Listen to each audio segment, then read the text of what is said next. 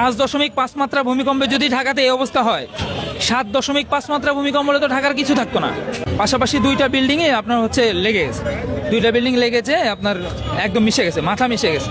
তো এখানে যারা 3-4 জন ছিল এরা বলতেছিল যে ভাই বিল্ডিংটা আর কি এটার সাথে এটা পড়ে গেছে। তো এটা না থাকলে সম্ভবত মনে হয় এটা পড়ে যেত, এরকম একটা অবস্থা সৃষ্টি হয়েছে। আমার ওখান থেকে যখন ভূমিকম্প শুরু হয় আমি অফিস থেকে নেমে গেছিলাম, 6 তলা থেকে নেমে নিচে চলে আসলাম, এসে প্রচণ্ড ঝাঁকি দিছিল। পরে আমার বাবার অফিস হচ্ছে কনফারেন্স টাওয়ারে, আমি ওখানে যাচ্ছিলাম, যাওয়ার পথে এদিক দিয়ে যখন ক্রস করে এখানে আসতে থেকে অনেক লোক জড়ো হয়ে গেছে, মানে সবাই দেখতেছিল কি হয়েছে।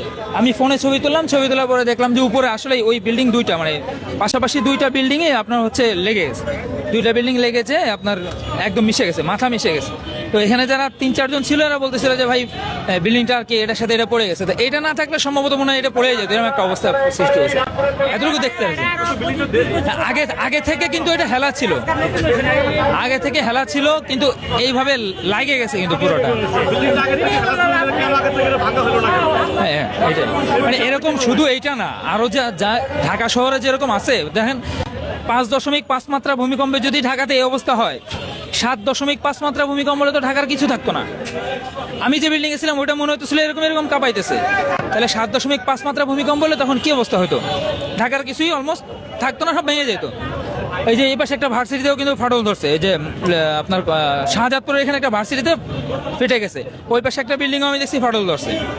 এরকম ঢাকার ভিতরে যে অবস্থা, আসলে আমাদের উচিত যে একটু সচেতন হওয়া, যে বিল্ডিংগুলো এরকম সিচুয়েশনে আছে এদেরকে হয়তো ভেঙে ফেলা, অথবা এদের কনস্ট্রাকশন আরও কিছু কাজ করে বিল্ডিংগুলো যাতে বসবাসের উপযোগী হয়, বসবাসের উপযোগী করে যদি তুলতে পারি, আমাদের সেফটি ভাই।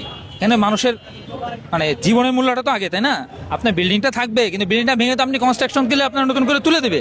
কিন্তু মানুষ যদি এর ভিতরে থাকতো, মানুষ পড়ে যেত, মানুষ মারা যেত, তখন কি অবস্থা করতেন? আপনি মানুষের জীবন ফিরে দিতে পারতেন না। এই জন্য উচিত যে আগে আমাদের সচেতন হয়ে আগে নিজের জীবন বা মানুষের জীবন রক্ষা করা। কারণ এই যে ভূমিকম্পটা হলো, বাংলাদেশে তো এর আগেও 6 মাত্রা ভূমিকম্প হয়েছে, 6.8 মাত্রা ভূমিকম্প সম্ভবত হয়েছে, কিন্তু এত 5.5 মাত্রা ভূমিকম্পে এতটা কম্পন, এতটা মানে বিল্ডিং এর সাথে বিল্ডিং লেগে যাওয়া, তারপরে রাস্তাঘাটে ওই পাশে আরেকটা বিল্ডিং এ, এই পাশে আরেকটা বিল্ডিং এ আপনি দেখতে পারবেন, ওই ট্রপিক্যাল মনোকো টাওয়ারের অপোজিট ওটা ফাটল ধরছে। এরকম কয়েকটা বিল্ডিং এই তো এরকম হয়েছে। তো ঢাকার ভিতরে যদি বাড্ডা, গুলশান, ঢাকার একটা প্রাণকেন্দ্র, এখানে যদি অবস্থা হয়, তাহলে বাকি অবস্থাগুলো কীরকম হয়েছে এটা তো আপনারা দেখলে বুঝতে পারবেন না।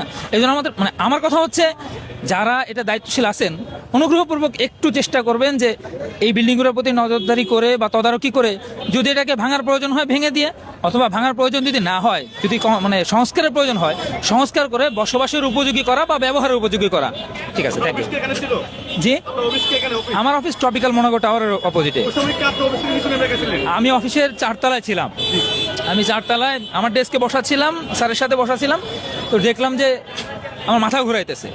ওই সময় মনে হয় সম্ভবত 9টা 38, মানে 10টা 38 বাজে, 10টা 38 40 বাজে। ঘড়ি থেকে তাকাই যে 10টা 40 বাজে, 10টা 38 বা 40 বাজে। আমি স্যারকে বললাম যে স্যার মাথা ঘুরাইতেছে। তো এর মানে বলার সাথেই পাশে একজন বলতেছে ভাই ভূমিকম্প। আমরা দৌড় দিয়ে নেমে আসতেছিলাম, স্যার বলতেছে যে নামার দরকার নাই, উপরে চলে যান। অনেকে উপরে চলে গিয়েছে, আবার অনেকে নিচে নেমে গেছে, কিন্তু রাস্তা পোড়াটাই আপনার লিঙ্ক রোডের ওই রাস্তা পোড়াটাই মানে লোকারণ্য হয়ে গিয়েছিল। ওই বিল্ডিংয়েও আমি দেখছি যে মানে পাশের যে বিল্ডিংটা আছে ওইটাও হালকা হালকা চির ধরে গেছে। এরকম কয়েকটা বিল্ডিংয়ে আমি দেখছি, আমার দেখা মতে 2-3টা বিল্ডিংয়ে ঢাকার এই অবস্থা। তো একটু দেখা উচিত আমাদের সবার। সেটা তো ভাই আমি বলতে পারবো না। এটা যারা এখান মানে রাজুকের যারা আছেন, হ্যাঁ শোনেন আমার কথা শোনেন, রাজুকের যারা আছেন, যারা এই বিষয়ে অভিজ্ঞ, তারা এটা নজরদারি করবে। আমি যতটুকু দেখেছি আপনাকে বলতে পেরেছি, হ্যাঁ, যে লেগে গেছে। এখানে যে আসার পরে আমি কিন্তু এখানে যারা ছিল তারাই আমাকে বলছে ভাই বিল্ডিংটা লেগে গেছে, এরকম লোক জড়ো ছিল। আমি ভিডিও করে নিয়ে গেছি, লোক জড়ো ছিল, তারাই বলতেছিল ভাই বিল্ডিং লেগে গেছে। তখন আমি বিল্ডিংটা ভিডিও করলাম বা ফুটেজ তুলে নিয়ে আমার বাবাকে দেখালাম, লোকজন যারা ছিল তাদেরকে দেখালাম যে বিল্ডিংটা এরকম হেলে গেছে। এরকম তো আরও হয়তো অনেক জায়গায় আছে, কেউ জানে, কেউ জানে না, দেখে নাই বা দেখতে পারছে। যারা দেখছেন তাদের উচিত অন্যকে দেখানো, সচেতন করা। এছাড়া এর চেয়ে বেশি কিছু নাই ভাই। ঢাকার শহর, এটাতে 1.5-2 কোটি লোক বসবাস করে, লাইফ সেফটি সবার আগে। ঠিক আছে।